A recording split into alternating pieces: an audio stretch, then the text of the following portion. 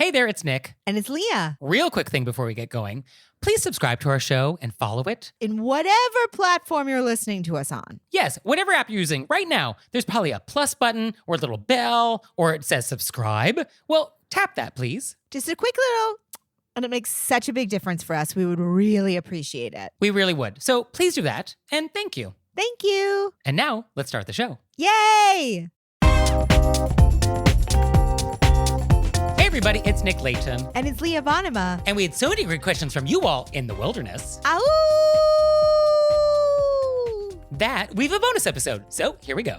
Our first question is, quote, are there any etiquette rules for splitting winnings? For example, if you give your friend $20 for the slot machine, as you both kill time waiting for other people to arrive, and then they win $1,000, are they obligated to give you a cut of their winnings? And if so, what percentage? I love it when questions are so specific that you're like, oh, this feels like... This wasn't a hypothetical. Yeah. Uh-huh. Yeah. Yeah, I do believe our letter writer gave $20 to a friend as they were waiting for some other people and then won $1,000 and wants a cut of that. Or their friend gave them $20, they won $1,000, and they don't want to give them any of that money. Right. Yeah. Because they were like, what's the percentage? How much do I actually have to give? Right. So what do you think? What's the etiquette here? I think that if you're giving somebody money, giving somebody money is a gift. Yeah. So if you expect them to split the winnings with you, if they win anything with it, like say you're in Vegas and you're like, they don't have cash and you're like, here's $20. At that point, that's when you have to call it. But if you win anything with this $20, I get half. Half. Okay. You got to call it in the beginning. Because after that, it's just a gift. Oh, sure. Yeah, if you wanted to have some strings with that money in advance. In advance. And those are the terms and conditions of accepting this money, and we agree to this, then okay, yeah, I mean, I guess that's fair if we all are on the same page about what would happen. But if we didn't call it, if we didn't say it in advance, we just gave them the $20, then it's totally up to them. You've given them a gift. Because aren't we giving this gift for the purposes of hoping they might win something? Like, isn't that the point? Like, very often this comes up with scratchers in Christmas stockings. Like, oh, let me do some scratchers for the grandkids and I'm gonna get some lotto tickets and put them in there. Or like weddings. Often, this is something that wedding guests might find at their table, I've seen. And so you do actually do this because you hope somebody might win something, right? You don't do it just to give them something and you hope they won't win. Well, and I also think it's a fun way to pass time. Here's an activity. Yeah, I guess that's true. I think it's nice to tip somebody out if they gave you the $20 and you won $1,000, but I don't think you're obligated to. They gave it to you as a gift. Yes, I do not believe there's any obligation whatsoever, and it is what it is. And if you feel like you're the type of person that would be resentful of that, then you should not give money to people for them to buy lottery stuff or use a gambling device of some sort. Like, you shouldn't do that then, if that's the type of person you are. And like, for me, I would be bothered if I gave you $10 and then you won $1 million and didn't give me any. Like, I'd probably be bothered by that.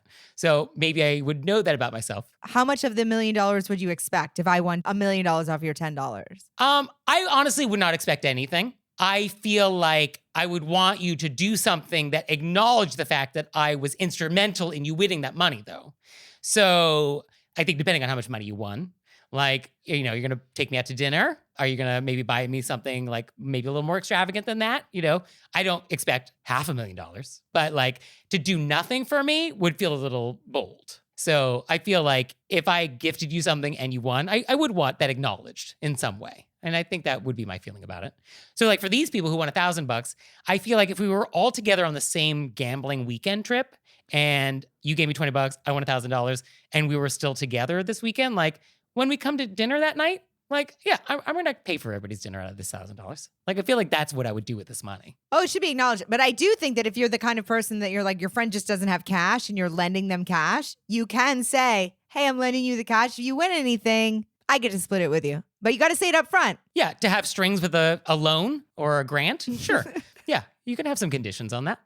But just know yourself that if you are going to be resentful of your friend, then you just can't be giving money to your friends. And you have to say it in the beginning of the transaction. Yes, you can't do it after they've won. You cannot do it after they've won. No. I mean, that feels obvious, but I feel like maybe this is not as obvious as it should be. It's like calling front seat in the car. You got to do it before, not when somebody's already in it. Yeah. Oh, perfect analogy. Yes. So our next question is, quote, I was wondering what the etiquette is for taking photos at popular attractions and landmarks. Is it ever okay to walk in front of someone trying to take a picture? Is it polite or intrusive to offer to take pictures of random families or couples so that they have one all together? Should you offer to take it on their phone or on your own phone and then email it to them? I can bang these out. Boom, boom, boom, boom, boom. Okay, let's have it. Rapid fire. Because I live right next to Hollywood Boulevard. So this is my life. Mm-hmm. I always try to walk around. I just try to walk around. Yeah, that's courteous. If there's no way to walk around, I like to hold until there's like a moment where they're resituating and I can sort of like do that little run through. But how long of a hold is it? Because I actually just did a little experiment myself on the High Line, which is in my neighborhood, to see how long is reasonable to get the shot set up. And I got to tell you, some people are taking a really long time to set up the shot. I haven't had a situation yet where I was holding and the person didn't either, where they noticed people were holding and didn't let us through. So I haven't reached that point yet where it was too long. Yeah, I definitely had people, and I timed it. Somebody asked people to hold for 22 seconds. Now, if I just sat here with dead air for 22 seconds, y'all would turn off this show. 22 seconds is an eternity of waiting. That is way too long. It's really like 1, 2, 3, 4, 5, then that's it. You had 5 seconds to take that photo, and now I'm going to walk in front of you. On the flip side, if you're setting up, just let people through. Yes, if you're not ready to take the picture, no problem. Yeah, just make that clear. Yeah, you can take as much time as you want. It's asking everybody to wait as you do it at a busy landmark. This is, you can't do that. And if there's a way to walk around, I always just walk around. Yeah, don't go out of your way to ruin their shot. Yes. Now, what about taking pictures of people? If there's like a huge group and I'm walking by, often I sometimes feel like people are kind of looking around them. You know, they're doing that. Like, is there like a subtle way I can ask somebody? You know, and then you're like, I'll do it. Okay, you volunteer as tribute. I will volunteer as tribute. And I'm using their phone. Yeah. I'm not using my phone and emailing. We're not exchanging information in any way. Also, to also take pictures of another family on your phone. It's like, I don't love that idea that like, oh, you're taking pictures of my family and now you have a picture of my family. Well, and I have your email address. And now I have your contact information. Yeah, that's I feel like, at least as a New Yorker, that feels a little too far. I would just use their phone. And then I think it's lovely to offer. Yeah, I think if it feels like they're kind of doing a round robin-y thing, like, oh, one with you in it, and now like one with me in it, and like it's a larger family and you could like get them all together. Yeah, you could offer. Yeah, do you want me to get one of all of you? Yeah. And then they'll be like, oh, that'd be great. That's exactly the tone. Did you want me to get one of all of you? Yeah. Very high, very light. And I think if somebody asks you to take a photo of them, I think you say yes. I mean, it's really hard to decline unless you have a really good reason. Like I actually was at MoMA the other day and somebody asked somebody to take a picture of them in front of something and the person said no. And it wasn't that they were like busy. They just like wanted to look at other artwork. And then I saw this happening. I was like, I got you, like no problem. And so I did it. But they're like, oh, wow, I've never heard somebody decline That's before. wild. It was really wild. I had the funnest experience. This happened to me more than once, so I may have spoken about it before, but because I am on Hollywood Boulevard, I'll get a lot of teenagers.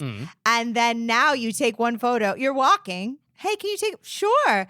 And then they'll be like, they'll look at them and then they want to redo them all. They weren't good enough. Because they're doing Instagram and they want everybody to look right. I see. You know what I mean? They want, you're like, oh, I'm a professional photographer. Oh, they had notes for you. Yeah. Which I don't mind. I think it's funny. But I do think now that the game has gotten so much, it's really elevated what people want from their pictures. That's true. I mean, I did at MoMA ask like, oh, do you want it vertical or horizontal? And what's the framing? I did ask because they looked like the sort that this is going on social media pretty quickly. Yes. So I do want to nail the framing that you need for your followers. But yeah, I don't think we give notes. I feel like if somebody took the picture, that's the picture. And if you need it done again, then I think we ask somebody else. I think we let that first person go. I think it's very fun. I always say vertical or horizontal too, because it's a totally different picture. Yeah. Although on Instagram, it all gets square. So like, what difference does it make? I mean, it matters. Fine. It matters. I didn't mind doing it over just because it really gave me a giggle. I mean, that's very nice of you, but I feel like we want to be mindful of people's time. And so let's be mindful of the stranger who we've already sort of inconvenienced, how much time we're taking. Yeah, so I also think we can give very specific directions. Hey, can you get a horizontal of us? And we want to make sure the Santa Claus is in the background. So I know what I'm going for. Yes, I like a little specificity, but I feel like if we get too far, then it's like, oh, how specific do we need to get? That's true. Like, oh, I need to have a 30-degree angle, and we need to make sure we get a little solar flare in the background and make sure we crop out this. Yeah, can you get the sun just so? It's like, you're going to get the photo you're going to get. But I think if you have one request, if somebody comes over, hey, do you want to take this picture? Oh, that would be great. Can you do above the waist? I think that's fine. Yeah, I think if you could say it succinctly in one sentence, be like, oh, thank you so much. Please do vertical above the waist. Done. Great. Yeah, or hey, thank you so much. I love that we're trying to get this behind us so they know that it's more about the thing. Right, yeah. Oh, please make sure you get the whole Eiffel Tower in there. Oh, this recently, who was I with? It was so funny. This girl stopped me and asked me to take a picture. I assumed she wanted to get the Hollywood Walk of Fame in the picture. Sure. So I went to take that picture and she goes, oh, no. I want the Target dog. So had she not given me that, I never would have known we were taking a picture of the Target dog. Yeah, that would not come to mind. So Yeah. I needed that direction. And she should have come out of the gate with that. I don't feel like we just assume, oh, I'm standing on Hollywood Boulevard. Target dog is the thing. I mean, in her world, that's what people wanted. So who am I to have thought we wanted the stars? No, we hope she's trending on Instagram right now. And now it's time for an intermezzo. Intermezzo. So this episode is brought to you by BritBox. And BritBox is the streaming home of the best of British television. There are so many shows on there that I adore that I have had trouble leaving my house for the past couple of days. Yeah, I got sucked into watching Are You Being Served? And I forgot how much I love it. And before I knew it, I'd already been like 3 episodes in. And I was like, oh, I have other stuff to do. But it sucked me in. Also, BritBox they have all of my favorite mysteries, but then they also have BritBox originals, which are fantastic. I just watched A Confession in one go. I was like, I'm going to watch one episode. Nope, couldn't leave. Yeah, no, it's a really great collection of everything. I mean, documentary, food, gardening, mysteries, comedies, dramas, period pieces. It's everything. There's a part of the streaming service where you can jump into an Agatha Christie marathon that's running. And don't you know, I've been all over that. Of course. Yeah, who did it, Leah? I will never tell. So they're going to give our listeners an amazing deal. Go to BritBox.com, and if you sign up for a monthly subscription, they're going to give you 50% off your first month. So go to BritBox.com and use promo code RBW, and you'll get 50% off your first month. So BritBox.com, promo code RBW. And now it's time for an intermezzo. Intermezzo. So this episode is brought to you by a new podcast from Wondery called I Love My Kid, But... And that's the intonation. I love my kid, but... And it's a new parenting podcast. And each week, they'll share a parenting story that'll have you laughing, nodding, and thinking, yes, I have absolutely been there. It's hosted by amazing comedians who I absolutely love and adore. They'll talk about what went right, what went wrong, and what they would do differently. So the next time you step on yet another stray Lego in the middle of the night, you'll feel less alone. So if you'd like to laugh while listening to comedians vent, and let me say hilarious, amazing comedians who I love. So if you'd like to listen to hilarious comedians venting about the hardest job in the world, listen to I Love My Kid, But wherever you get your podcasts. And you can listen ad-free on the Amazon Music or Wondery app. So our next question is, quote, I live in a high-rise condominium building in a major city. I've lived here for about 15 years now, and I've spent some time as the board president, and generally pride myself on knowing my neighbors and being friendly. When I see someone in the elevator that I don't know, I want to introduce myself, but only if they're a resident in the building, not a delivery person or a visitor. Is it rude for me to ask, do you live in the building, before I launch into my introduction? And then what do I say to them if they say no? I don't want to sound like a busybody. I was excited for your answer to this because I know that you don't want any talking in elevators at all.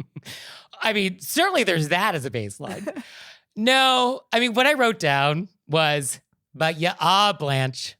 You are in that chair.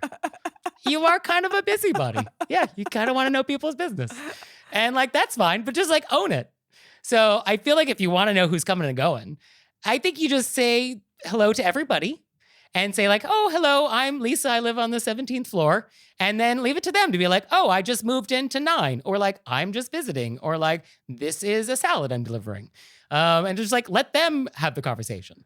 So that's how I would do it. I don't think I would want to try and figure out who's who. I 100% agree. I think it might make people feel a certain way if you start with, do you live here? Oh, absolutely. Yes. Absolutely. It's going to make people feel a certain way, which is not a good way. And so I think that's perfect to start with introducing yourself, and they can take it wherever they want. Yeah. And also, like, in a building like this, and you've been there for that long, do you not know who's coming and going? And do you not have a relationship with, like, the doorman? I assume there's a doorman in this building. The door people know everything. They got the gossip. They can tell you who's new, who's coming and going. So, like, you could probably figure out who's new if you need to. I also don't think we want to make people who don't live there feel like you don't want to talk to them if they don't live there. Yeah, I don't love that. Yeah, I don't love that. Like, if we're going to be friendly, let's just be friendly. Yeah, let's be friendly to everybody. Also, I mean, I know in my building, I've been in my building for 1,000 years. Like, people have a vibe if they live there, if they're coming home or if they're visiting. Like, if you're coming home from work and you're like checking mail and you kind of have that like, oh, I've had a long day vibe, you're like, you probably live here. And if you have like a little spring in your step and you're like not sure which way to exit out of the elevator, like you're probably visiting.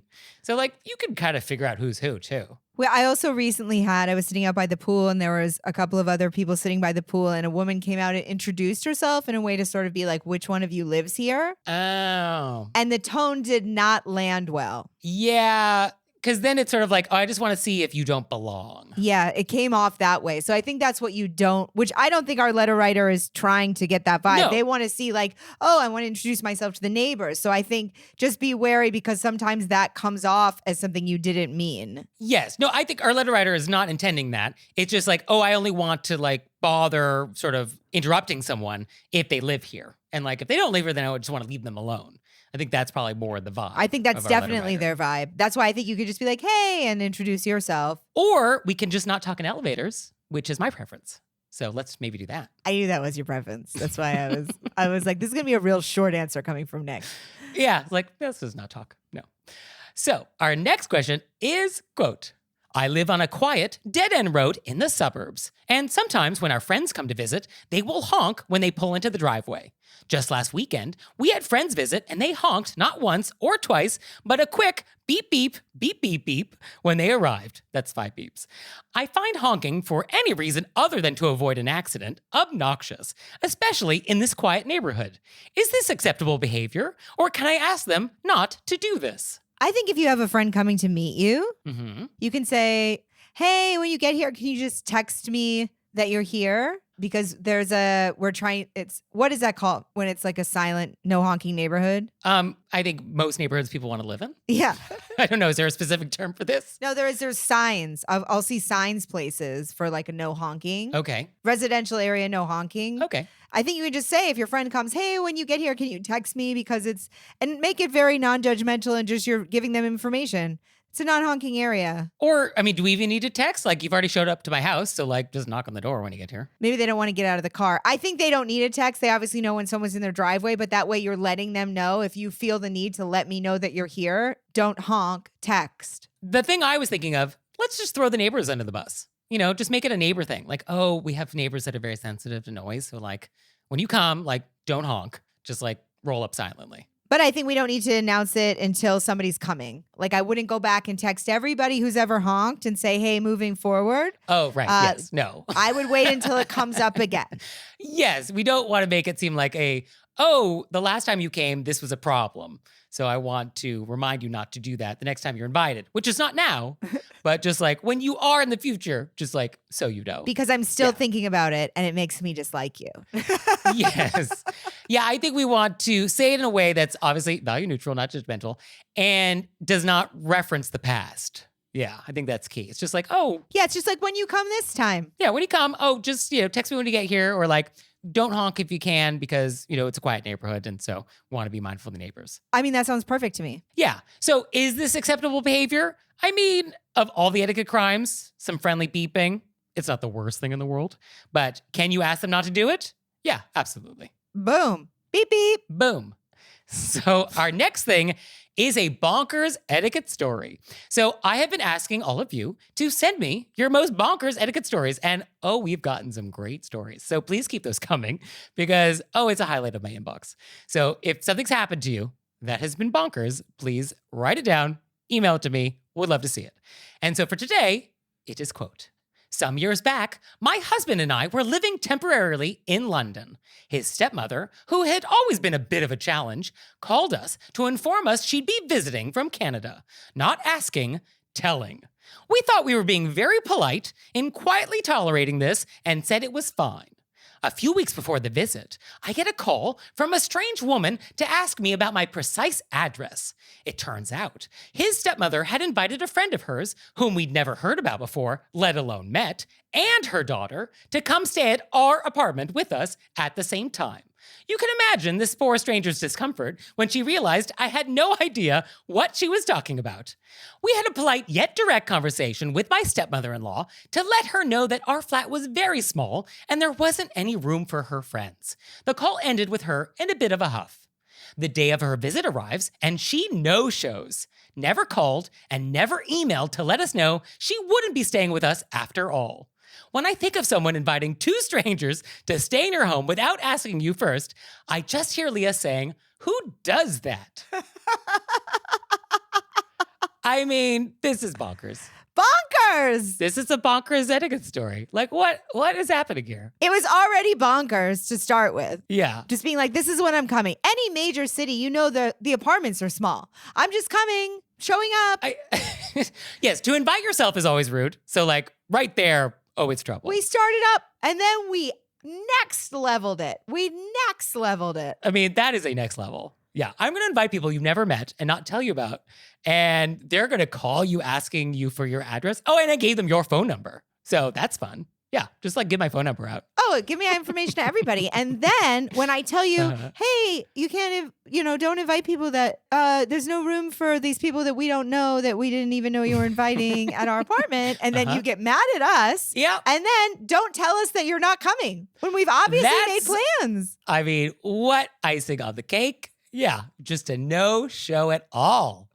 I mean, that's bold. That's real bold. This is when I feel like you got to do an open mic. You know what I mean? You just got to go to like some kind of comedy open mic or start a blog just to like let it out. I mean, what do we do with this? Like, what do we do with this type of person in the world? Is there anything that can be done? There's nothing that can be done. Or is this hopeless? Maybe this is hopeless. It's almost like, I mean, what you can do is send it to us. That's right. Yeah, we're happy to get this letter. And then with sort of like now everybody listening will also be like, what? At the same time. So it may be sort of like a collective relieving. It's a group catharsis. Yes, a group catharsis. But I mean, I was delighted to receive this email. So thank you for sending to me. Bonkers. I think that's what we should call this segment because we've got aftermath. We have all this. We could just call this when we go, bonkers. I mean, that's great. Yeah. All right. As it is written, so it shall be done. So it shall be done. Bonkers. So send us your bonkers story. We would love it. And if you don't have one, then tell me your secret because you're doing something right. If you've gone through life and you have no bonkers etiquette stories for us. So if you do have bonkers stories, please send them to us. And if you got questions or event or repent, we'll take it all. Send it to us at our website, wereeraisedbywolves.com, or you can leave us a voicemail or send us a text message to 267-CALL-RBW. And we'll see you next time. Bye. Bye.